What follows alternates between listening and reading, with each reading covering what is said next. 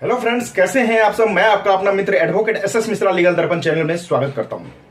Friends, मैं आज चर्चा करने वाला हूं कि किसी जमीन पर अगर टाइटल सूट चल रहा होता है किसी भी सिविल कोर्ट में,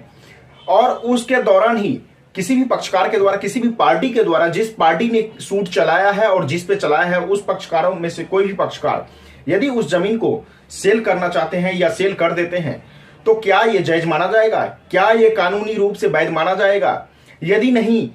तो कानून में कहां पे प्रोविजन है, किस कानून में इसका प्रोविजन है जो इस चीजों को गलत बताती है,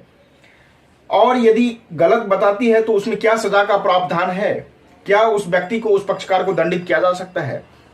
तो इसी सब के बारे में आज मैं डिटेल में बताने वाला हूं। तो इसे जानने के लिए वीडियो को लास्ट तक देखिएगा, और वीडियो देखने के बाद अच्छा लगे तो चैनल को ज्यादा से ज्यादा सब्सक्राइब, लाइक और शेयर कीजिएगा। तो आइए फ्रेंड्स जानते हैं। फ्रेंड्स, जमीनी विवाद खासकर देखने को मिलता है कि जमीनी विवाद जो है दिन प्रतिदिन बढ़ता ही जाता है, और कभी कभी ऐसा रूप ले लेता है कि वो क्रिमिनल का भी रूप बन जाता है। जो सिविल सूट है वो क्रिमिनल का भी रूप बन जाता है, आपस में लड़ाई हो जाता है, कभी कभार मर्डर तक भी हो जाता है जमीनी विवाद में। तो जमीनी विवाद का संख्या जो है दिनों दिन बढ़ता जा रहा है। इस बढ़ते संख्या के बीच क्या होता है कि जब किसी भी पक्षकार के द्वारा कोई सूट फाइल किया जाता है, टाइटल सूट, मान लीजिए कोई जमीन है और जमीन में एक पक्षकार कहता है कि ये मेरा जमीन है, दूसरा पक्षकार कहता है मेरा जमीन है, तो ऐसे तो चलेगा नहीं। तो क्या करता है कि जो भी पक्षकार होता है, जिनको ये रहता है कि नहीं मेरा जमीन है, ये जबरदस्ती कर रहा है, तो वो सिविल कोर्ट में टाइटल सूट फाइल कर देते हैं। टाइटल सूट फाइल करने के दौरान जो पक्षकार, दोनों पक्षकार में से कोई भी पक्षकार उस जमीन को क्या करते हैं, चुपचाप बेच देते हैं, इनडायरेक्ट रूप से किसी पार्टी को सेल आउट कर देते हैं। अब जो पार्टी रहता है वो जानता रहता है कि ये विवादित जमीन है, डिस्प्यूटेड लैंड है, लेकिन उसके बाद भी वो उस जमीन को खरीदने में इंटरेस्टेड रहता है, क्योंकि सभी को पता है कि जो विवादित जमीन होता है उस जमीन को खरीदेंगे तो कम पैसे में मिल जाएंगे, यानी वैल्यू उसका जो होगा उससे आधे वैल्यू या 1/3 वैल्यू,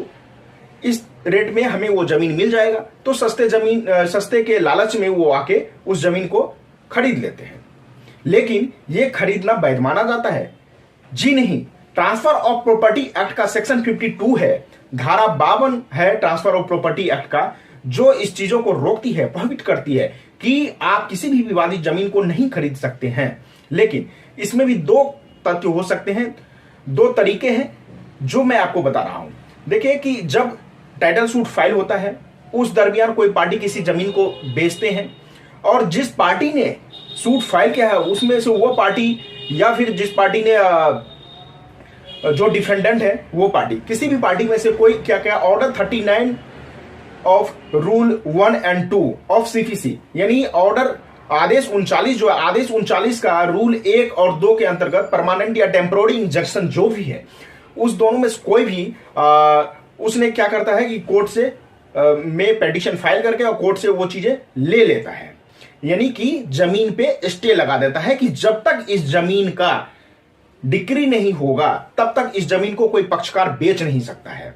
तो ऑर्डर 39 रूल 1 and 2 जो है सीपीसी का, ये यही चीज बताता है, स्टे ऑर्डर यानी इंजंक्शन उसमें बताया गया है, स्टे ऑर्डर उसी के अंदर में लगता है। तो उसका यदि कोई व्यक्ति है जो पक्षकार है वो इसका एप्लीकेशन कोर्ट में मूव करते हैं और स्टे मिल जाता है जमीन का, और इसके बावजूद भी यदि वो व्यक्ति, कोई भी पक्षकार जमीन बेच देता है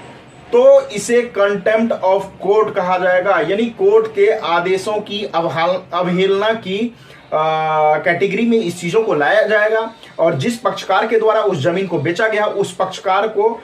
इसका मुकदमा चलेगा, कंटेम्प्ट ऑफ कोर्ट का मुकदमा चलेगा, और उसे दंडित किया जा सकता है।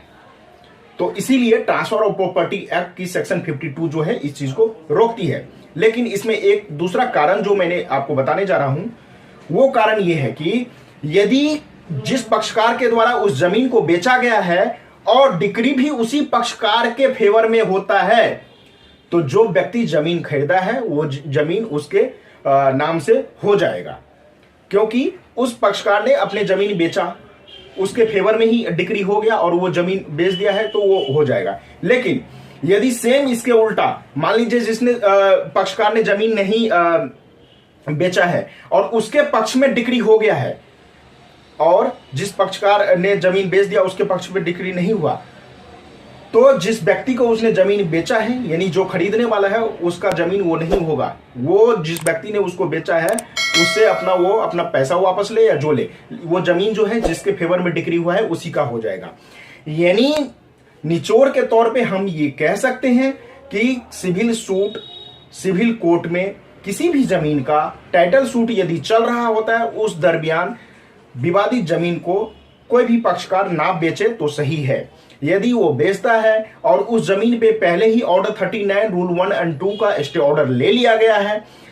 तो ये कंटेम्प्ट ऑफ कोर्ट उस पे लगेगा, कोर्ट के आदेशों की अवहेलना मानी जाएगी और इस दरमियान उसको दंडित भी किया जा सकता है जो व्यक्ति ने उस जमीन को बेचा है। दूसरा कारण यह है कि यदि जिस व्यक्ति ने जमीन बेचा है उसी के फेवर में डिक्री हो जाता है तो क्रेता का वो जमीन हो जाएगा, उसमें कोई भी कंटेम्प्ट ऑफ कोर्ट नहीं लगेगा। तो मुझे आशा है कि अब आप लोगों को कंफ्यूजन क्लियर हो गया होगा कि कोर्ट में यदि कोई भी टाइटल सूट किसी जमीन के लिए चलता है तो उस दरमियान किसी भी प्रॉपर्टी को बेचा जाना वैध माना जाएगा या नहीं। दोस्तों, आप लोगों को यदि जमीन से संबंधित या फिर सिविल में किसी भी केस से रिलेटेड कोई भी क्वेरी हो, क्रिमिनल केस से रिलेटेड कोई क्वेरी हो, फैमिली डिस्प्यूट से रिलेटेड कोई क्वेरी हो, यानी मैट्रिमोनियल केस से रिलेटेड कोई क्वेरी हो, टैक्सेशन से रिलेटेड कोई क्वेरी हो, कॉर्पोरेट सेक्टर से रिलेटेड कोई क्वेरी हो, तो आप मुझे संपर्क कर सकते हैं। मेरा नंबर है 9643361982। मैं रिपीट कर रहा हूं नंबर 9643361982। लेकिन आप मुझे कॉल तब कीजिएगा जब आपको पहले कॉल करके कॉल बुक कराना पड़ेगा, उसका चार्ज लगेगा, क्योंकि कॉल पे बात करने के लिए हम फीस लेते हैं। आपको ये कॉल जो है ये पेड कॉल होगा, तो आप लोग ये जान लीजिए। तो यदि आप लोग पे करने के लिए तैयार होंगे तो आप कॉल बुक कराइए, और कॉल बुक कराने के बाद पे करते हैं, फिर आपसे हम कंसल्ट करते हैं और आपको कानूनी जानकारी जिस टॉपिक के बारे में आपको चाहिए उसके बारे में मैं देता हूं। तो फ्रेंड्स, आज तक के लिए इतना ही, फिर मिलेंगे नेक्स्ट वीडियो में, तब तक के लिए धन्यवाद।